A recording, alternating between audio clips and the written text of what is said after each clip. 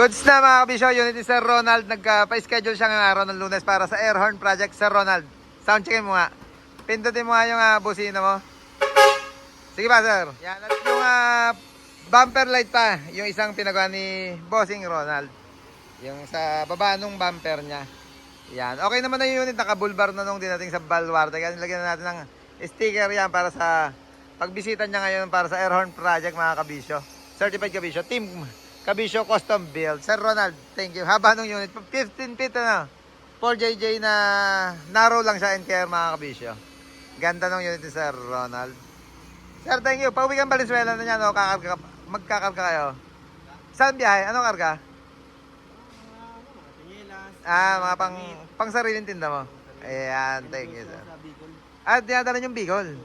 Tibay naman to kasi brand new naman yung unit mo. Kaya kaya nung Isuzu yan. 2019. Isipin mga 6 years na to, no? Okay. Pero so far, so good naman. Walang nagiging problema. Yan. Okay. Maintenance lang. Tsaka dagdag accessories. Okay, sir. Thank you for dropping by sa Baluarte ni Kabisyo. Yeah, boy.